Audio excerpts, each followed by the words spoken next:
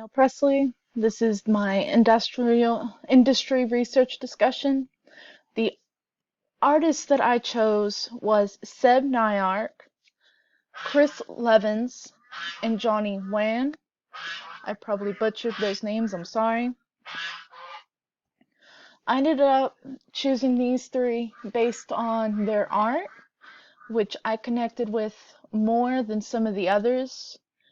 As of right now, due to the fact that I am fairly new to graphic design in and of itself, I don't know a lot of artists, and I don't think I knew any from the list.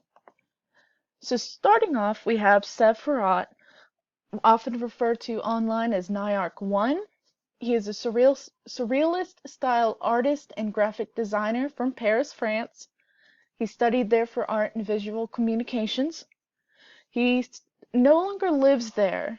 It is inaccurate, but he does work as a freelancer in graphic design and illustration. He describes his own work as a kind of surrealist universe with crazy and weird creatures, which is what drew me to his work. His pieces feature vivid and striking colors against sharp backgrounds full of strange and bizarre monsters that appear to me to be coming off the page itself. His work can be seen all over Europe, in England, in France, Italy, and some other places, and actually here in America, ranging from anywhere from personal exhibits to musical festivals, clothing brands, and even in magazines and ad agencies. I personally really enjoy the contrast from the colors he uses against the backgrounds, like a darker background, the creature itself and the design will have brighter colors, while a darker creature will have a lighter background so that the creature in and of itself is always the main focal point.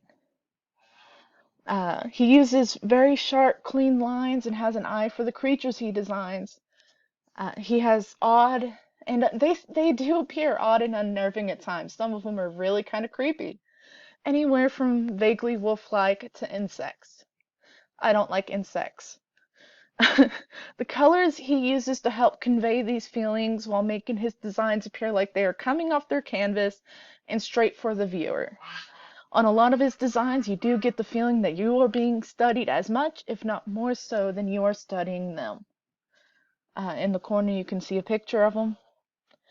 These are the three examples of his art that I chose. And like I said, that my favorite thing is the design, but I really do love the colors. They're very, very interesting and very striking. They really do pop out. The next artist I chose was Chris Levins. He was born in Pennsylvania and went to school there for film and video before moving to LA, working as a film editor and motion graphics designer.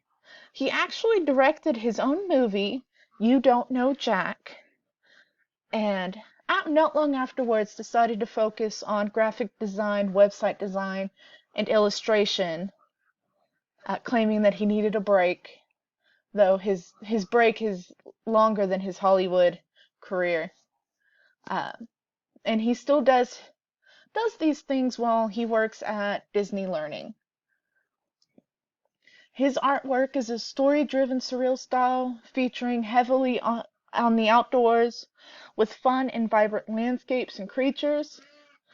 Part of that's what I like, as I'm a very outdoor person. What I like also is that despite his fanciful designs, there is almost something intrinsically natural about them.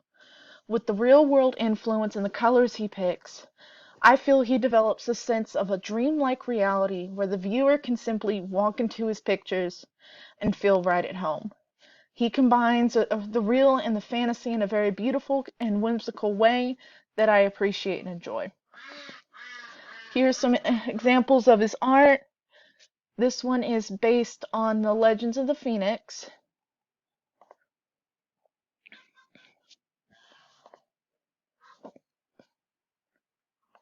Now, the third and final artist I went with is Johnny Wayne. He is a Sheffield-based illustrator, and his art has been used in advertising, product packaging, and more. He graduated from the Manchester School of Art in 2008. His art is known for striking colors and eye-capturing patterns. His focus on textures and detail is a staple of his style. I personally love his balance of patterns. The lineless look is really fascinating and something that inspires me to learn it for myself. I imagine his work on a deck of playing cards personally. I like that he appears to favor warm colors, so every piece seems to have a loud energy and a demand for space. It says, look at me, and we do.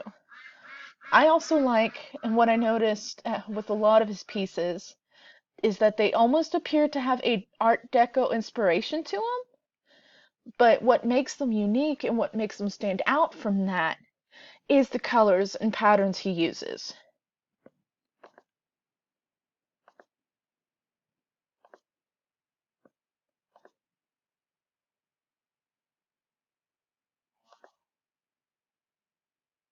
His art does have a lot of warm colors. He does seem to favor reds. So what really drew me to this piece and the next one is that he kind of comes away from that and he uses, the cooler colors in the background and a darker shade of yellow to really have that contrast.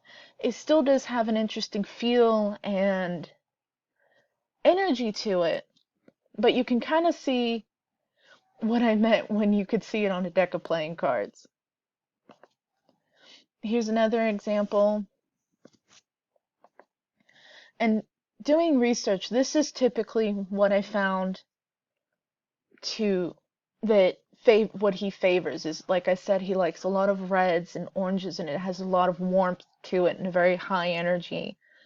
I really like this one because he does combine a lot of patterns that really work well with each other. It's a very interesting style. But that is all. Thank you, and have a good day.